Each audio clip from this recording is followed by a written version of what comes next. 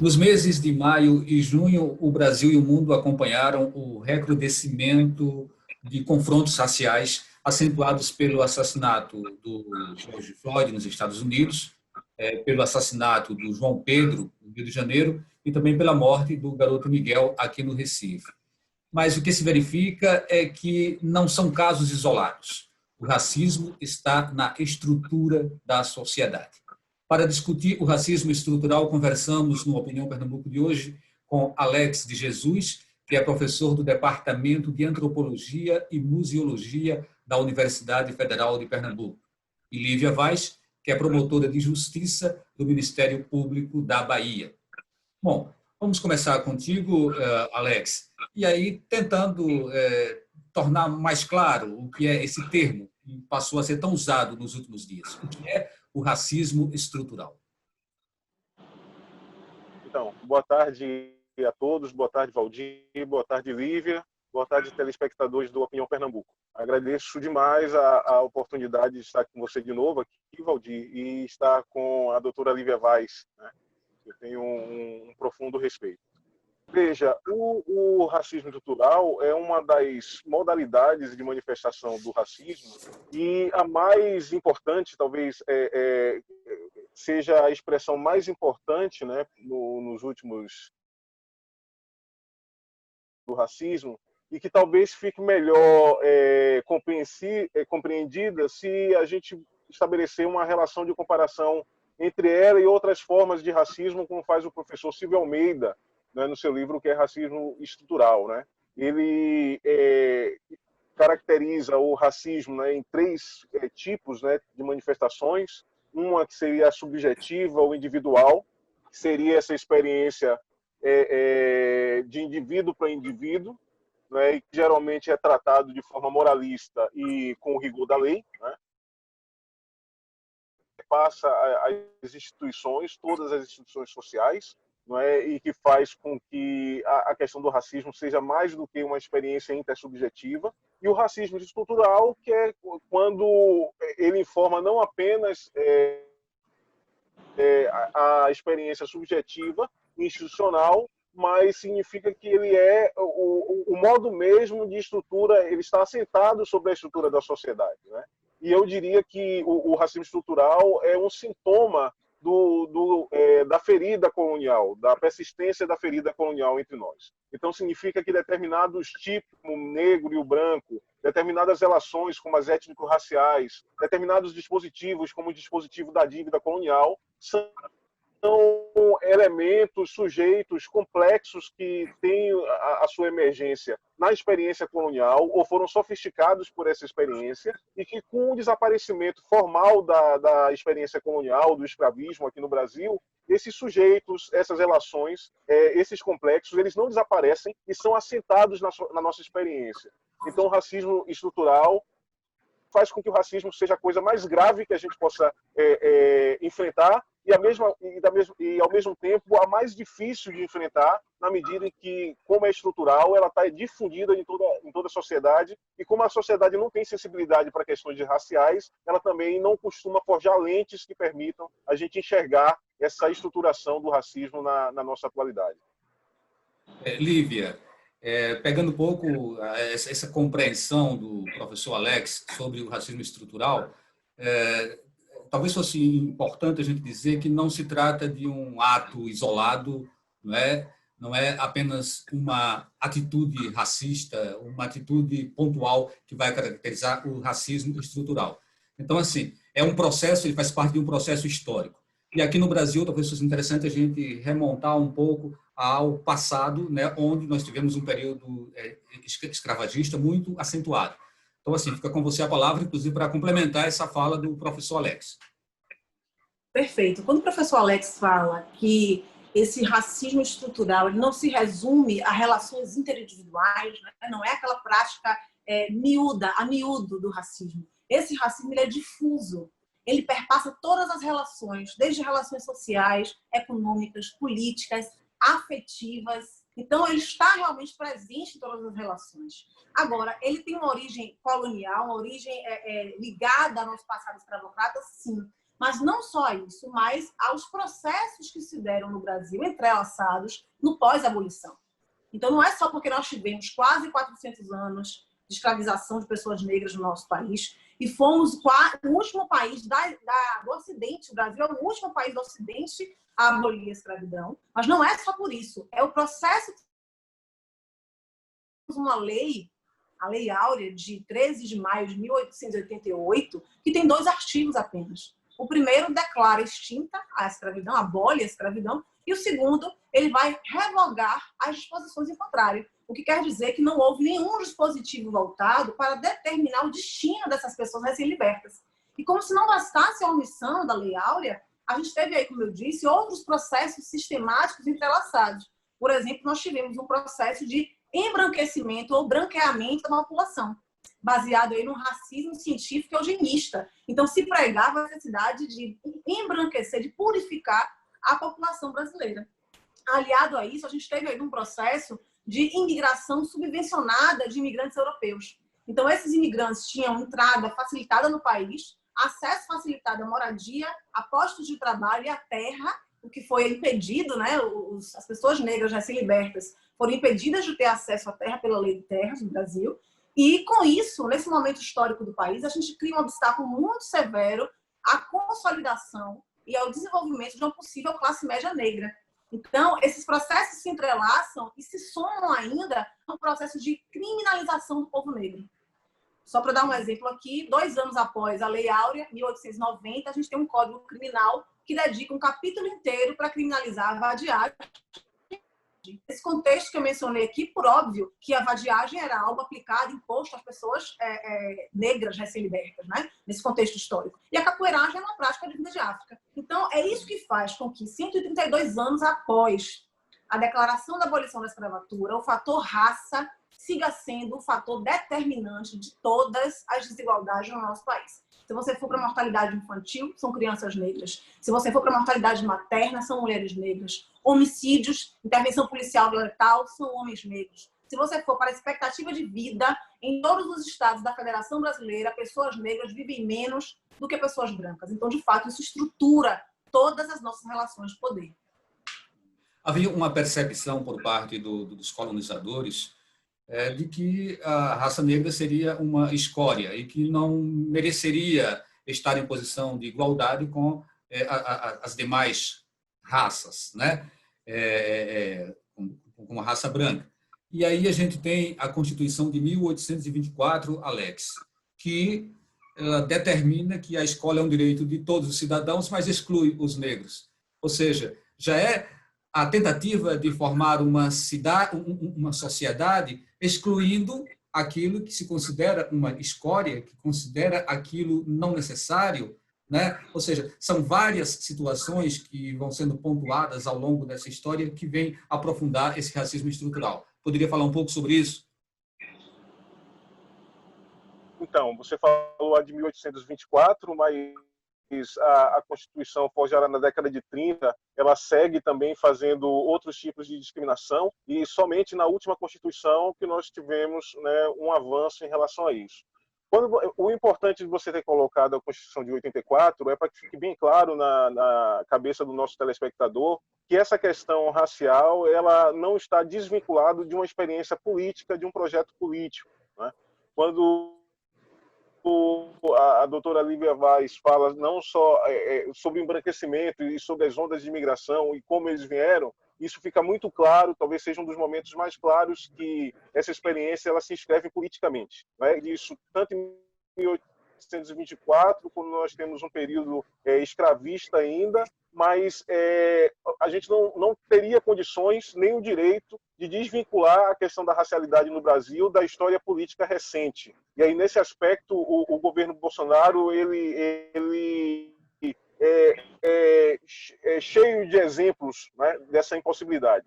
Se a gente analisar, por exemplo, a figura do próprio Jair Messias Bolsonaro, a gente percebe que o racismo estrutural aparece na experiência dele nas 3 dimensões que nós colocamos aqui, né?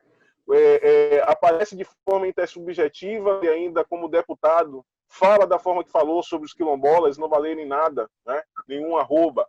e aquilo gerou para ele um processo que ele foi condenado a pagar 50 mil, mas na segunda instância ele foi plenamente absolvido em função da imunidade parlamentar. Então, do ponto de vista intersubjetivo, a gente consegue configurar a experiência de racismo no Bolsonaro. Depois, mais recentemente, do ponto de vista institucional, quando o último ministro da Educação é demitido em função de forjar o seu currículo, o que efetivamente deveria, em qualquer lugar sério, levá-lo à demissão, mas o fato é de que nós temos 4 ou 5 ministros que fizeram o mesmo e que precisou de muito mais tempo, muito mais peripécia, muito mais perversidade para que efetivamente pudesse sofrer alguma sanção. E o Decotelli, apenas a mentira, né, colada a ele, não foi suportável para que ele exercesse aquele cargo. E nós vemos também, da forma estrutural, o racismo estrutural acontecendo nesse governo, quando esse governo decide deixar a população à própria sorte. Né? A experiência de combate ao coronavírus, o modo como está ocorrendo, mesmo sabendo que é um mal que vem de brancos de classe média, mas é sintomático que o primeiro a morrer tenha sido uma empregada doméstica, e mais do que isso, o caso do Miguel, que aconteceu aqui em Recife, não pode ser descolado dessa impossibilidade de se deixar a própria sorte à população, né, que o governo tem decretado. Então, ele é interessante porque ele concentra os três níveis de racismo que nós estamos somos obrigados a conviver, mas mais do que isso, se a gente conhece um pouco a história da família Bolsonaro, a gente descobre que eles vieram justamente na primeira leva de imigração, depois da abolição, né, para se tornar imigrantes aqui. O tempo como eles conseguiram é extremamente rápido em relação a toda a história do negro afro-brasileiro, e eles tiveram as condições que os negros até hoje foram retiradas dos negros. Então, não é possível sequer, Valdir, explicar ou ter uma percepção concreta da história política do país ou do problema democrático que a gente enfrenta, porque qualquer discussão sem levar em consideração o racismo estrutural é uma discussão de tira precária e defasada. Lívia, nós só temos 2 minutos para fechar esse bloco, mas eu queria te passar a palavra para, se você sentir necessidade, complementar essa fala do Alex, né? Já que ele traz a questão para um momento muito presente, muito atual, que é exatamente a postura do governo federal em relação a todas essas questões que envolvem a raça negra. Inclusive, pode citar aí a questão da Fundação Palmares, né? Essa escolha equivocada, que embora seja uma pessoa preta, uma pessoa negra, mas ela tem uma concepção e um modo de ver que é típico de quem reprime, de quem oprime, de quem está do lado dos brancos.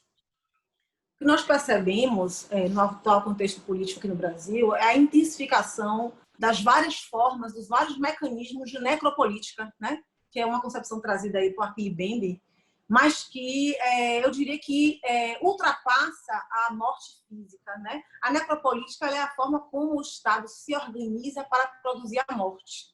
Mas essa morte não é só a morte biológica, a morte física. Ela é uma interrupção, um obstáculo também de você desenvolver suas potencialidades.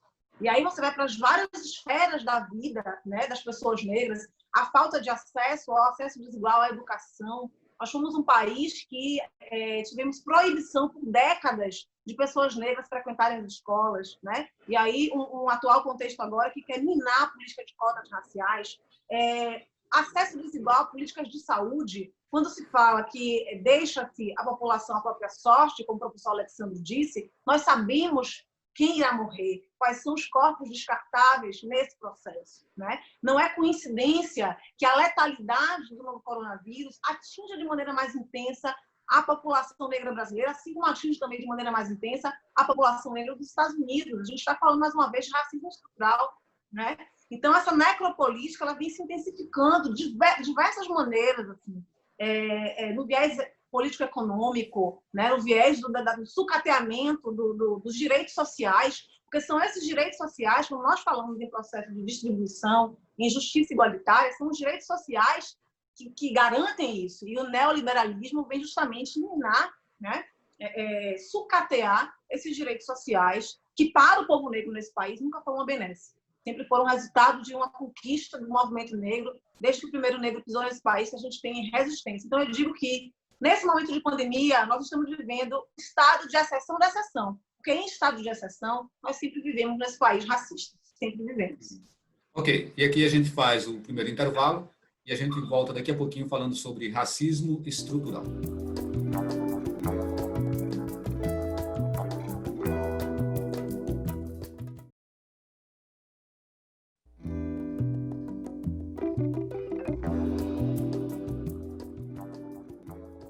Estamos de volta com o programa Opinião Pernambuco, falando sobre racismo estrutural. Conversando com Alex de Jesus, que é professor do Departamento de Antropologia e Museologia da Universidade Federal de Pernambuco, e Lívia Vaz, promotora de Justiça do Ministério Público da Bahia. Lembrando que os programas Opinião Pernambuco estamos gravando de forma remota. Neste momento, a Lívia está falando de Salvador, o Alex aqui de Recife, e eu daqui de Olinda. E os programas Opinião Pernambuco, eles são veiculados também nas rádios Universitária FM e na rádio Paulo Freire, no horário das 17h30. Bom, professor Alex, os casos de George Floyd, do garoto João Pedro e do Miguel, né, eles apenas se destacaram, houve uma repercussão midiática, mas são centenas de casos que acontecem cotidianamente. E aí eu te pergunto, né, até que ponto esses casos eles contêm a mesma essência de um racismo estrutural? Não, eles fazem parte do racismo estrutural. E antes, talvez antes de George Floyd, foi bom perguntar sobre a mesma essência, né? Porque uma das coisas que acontece muito aqui, os críticos da luta antirracista no Brasil sempre reclamam do fato de que o modo como o movimento negro luta aqui é quase sempre uma mímica do modo como acontece nos Estados Unidos, né? Primeiro, basta olhar o modo como ocorrem as lutas, né, para perceber que não é verdade. Há uma independência, uma autonomia muito grande dos diversos movimentos negros, que não se restringe apenas ao MNU. Né? Existem hoje cada vez mais coletivos que fazem essa luta e cada um segue meios próprios. Mas quando você pergunta sobre a essência, eu acho que isso é extremamente importante, porque os Estados Unidos é um país importante para a causa antirracista. Admira muito o fato de ter uma população negra muito menor. Aqui somos 55, e lá eles conseguiram forjar mecanismos e estratégias onde, a despeito de toda a perversidade que se dá, como o caso do George Floyd, você também tem ganhos, né, como o mercado étnico negro, que não significa apenas produtos para negros, mas negros produzindo para negros também, né? Então, um país que com 12% da sua população consegue fazer atenção sobre a racialidade como os negros de lá conseguem, é um país que precisa realmente, né, ser observado. E no caso de George Floyd, ele não apenas startou uma série de situações aqui no Brasil, mas na Europa também, na França particularmente. Então, foi uma coisa efetivamente muito importante. E sim um racismo estrutural, e eu acho que a grande importância do caso de George Floyd é que até então quem dizia que isso era estrutural eram os negros, eram as minorias e poucos que apoiavam, né, essas minorias. Mas no momento em que tudo que aconteceu com ele despertou um contexto, uma condição de protesto, que chega na quebra de estátuas, mas também com uma polícia de uma cidade se desfazendo como instituição, porque chegou à conclusão de que, como polícia, não é recuperável, né? Então, não é mais negros, coletivos negros, movimento do que o racismo é estrutural. É a própria estrutura, né? É a própria instituição policial reconhecendo que esse racismo é tão estrutural que não é possível ela se refazer. É preciso que ela seja destruída e uma instituição seja emergente. E isso é importante por quê? Porque a essência do racismo estrutural lá é a mesma do racismo estrutural aqui. É um sistema onde as pessoas estão com vantagens ou desvantagens de partida em função da clausura racial. Lívia, eu queria trazer um pouco os dados do Atlas da Violência de 2019, que aponta que 75% das vítimas de homicídio, elas são pessoas negras. E aí, mais uma vez, a gente reflete nessa questão do racismo estrutural, né? E aí a palavra está com você. É muito interessante você pontuar isso, Valdir, porque o Kamingele Munanga tem uma fala que ele diz assim: o racismo no Brasil é o crime perfeito. Perfeito, tão perverso, que ele consegue a branquitude, né? A depender do contexto, sequer precisa sujar as mãos. Por que eu estou dizendo isso? Porque mesmo a intervenção policial letal, as operações policiais que atingem pessoas negras e que causam aí, em grande medida, o genocídio da juventude negra, né? Os policiais também são negros. Quer dizer, os policiais do baixo escalão, digamos assim, né, na hierarquia policial, são pessoas também negras. Então, a branquitude, em certa dimensão, sequer precisa sujar as mãos, dada a perversidade da forma como se desenvolve o racismo no Brasil. Também tem a ver com o processo de democracia racial, né? O mito da democracia racial, o professor Alexandre foi a cátedra aí, Gilberto Freire, vai poder falar muito bem sobre isso, mas daí está uma grande diferença entre a forma de organização, a estratégia de organização do movimento negro nos Estados Unidos e no Brasil. Não digo só do movimento negro organizado, não, mas das pessoas negras. Porque se nós formos verificar, né, a diferença entre experienciar o racismo e consciência racial, há uma distância muito grande. Experienciar o racismo, toda pessoa negra no Brasil, ela tem essa experiência do racismo, né? É impossível ser uma pessoa negra não sofrer racismo. Basta ligar a televisão, basta não se ver representado nos espaços de decisão do poder. Isso já é o racismo que estrutura a sociedade e que está nas instituições também, né? Reproduzindo essa hierarquização das pessoas conforme a cor da pele, conforme a raça. Mas consciência racial é quando você adquire, você assume essa identidade racial para o coletivo, de uma forma proativa para o enfrentamento ao racismo, como um ato político de modificação de uma realidade, de desconstrução do racismo para o coletivo. Então, deixa de ser uma experiência individual para ser uma experiência coletiva. E no Brasil, a população negra, que chega a quase 56% hoje, tem pouca consciência racial ainda, por diversas questões aí históricas, como o mito da democracia racial. Por muito tempo se defendeu que nós vivíamos uma democracia racial. Então, se você não tem o fenômeno para lutar contra, se você não reconhece o fenômeno como algo a ser banido, a ser enfrentado, você não está dando o passo principal aí, todo o reconhecimento para mudar a realidade. Então, esse processo de democracia racial teve mudou muito essa realidade que nos compara em relação ao movimento negro nos Estados Unidos e a população negra nos Estados Unidos também.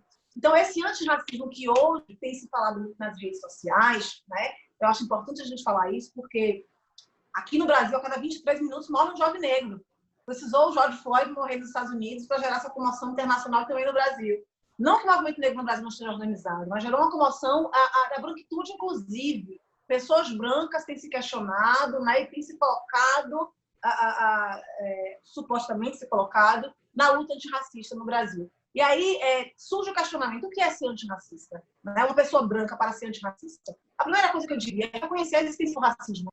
E reconhecer que ela cria severos obstáculos para pessoas negras acessarem recursos, acessarem direitos fundamentais, acessarem estados, acessarem poder político, né? Reconhecendo que o racismo existe, é preciso reconhecer o seu privilégio enquanto pessoa branca. E quando eu falo em reconhecer o privilégio, não quer dizer que você também não tem obstáculos na sua vida e que também não passa por dificuldades. O que eu quero dizer é que a cor da sua pele não é um obstáculo a mais, né? E aí você precisa usar esse privilégio, esse espaço seu de privilégio, para o enfrentamento ao racismo. E tem algo que eu queria mencionar, fazendo toda essa ligação aqui com o que a gente discutiu, sobre as manifestações nos Estados Unidos. Tem uma imagem que eu acho que ali é a verdadeira tradução do que é ser antirracista. São pessoas brancas fazendo um cordão de isolamento, essa foto repercutiu muito nas redes, fazendo um cordão de isolamento para que pessoas negras pudessem se manifestar, né? Reconhecendo ali que, num eventual confronto com a polícia, elas não sofreriam a violência que as pessoas negras costumam sofrer. Então, isso estou dando um exemplo ao extremo, talvez, mas isso é que é ser antirracista. É você reconhecer esse espaço de privilégio que você tem no enfrentamento do racismo. Mas também, tem uma outra questão que eu queria colocar, Valdir, é que você, enquanto pessoa branca, que tem o privilégio da branquitude, para ser antirracista, precisa, antes de tudo, também desconfiar do seu antirracismo. Porque eu tenho visto muitas pessoas dizendo que são antirracistas, reproduzindo violências racistas, né? Por exemplo, eu tenho ouvido muito e visto muito nas redes sociais as pessoas brancas dizerem: vamos dar voz às pessoas negras. Nós não precisamos que ninguém dê voz a gente. Nós temos voz, sempre tivemos. E sempre estivemos ecoando nossas vozes, gritando contra as injustiças, lutando por igualdade racial. O que as pessoas brancas, que também precisam ser racializadas, porque se a gente fala em racismo, em relações raciais, a gente tem pelo menos dois polos, né? O negro e o branco. Então, o branco também precisa se racializar para entender o papel e o seu lugar de privilégio. Então, chega de discurso, né? A gente precisa de ações antirracistas. E aí, quando as pessoas brancas dizem eu estou dando voz, elas estão reproduzindo mais uma violência racista. O que elas têm que se perguntar é por que até agora não estavam escutando as nossas vozes, né? Que estão sendo ecoadas há tanto tempo. Isso, ótimo, Lívia. Realmente, assim, o tempo acaba ficando curto, né, para tanta coisa que a gente tem para falar. Vou voltar para Alex, já nos minutos finais aqui do programa. Alex, mexer na estrutura, seja de uma construção, ou seja de uma sociedade, é sempre muito difícil, né? Mas é possível. Você bota uma viga, bota uma coluna, você, né, e arruma isso. Então, assim, existe esperança, a luta através da voz, através da fala, através do posicionamento, elas são suficientes para a gente reverter esse quadro, esse contexto de racismo estrutural no Brasil a curto, médio ou longo prazo, ou a gente vai ter que conviver com isso sempre? O que a gente precisa, tudo isso que eu e a doutora Lívia conversamos até aqui, isso é possível porque nós não temos, na nossa sociedade, uma produção de sensibilidade em relação às vidas negras, né? Outra coisa, vidas negras importam. Isso pode ser o bordão específico dos Estados Unidos, mas todas as vezes que o movimento negro aqui falou contra o genocídio da juventude negra, eles estão dizendo a mesma coisa, vidas negras importam. Então, não compreender isso, não perceber isso, não ter as condições de sensibilidade para lidar com a racialidade. E o que a gente precisa hoje, né, com o Estado, com as instituições e nas relações, é justamente produzir uma sensibilidade que possa deslocar a racialidade do modo como nós a operamos hoje. Ok, muito obrigado, professor Alex, muito obrigado, Lívia, obrigado a vocês que nos acompanharam e assim a gente termina o Opinião Pernambuco de hoje. Até um próximo programa.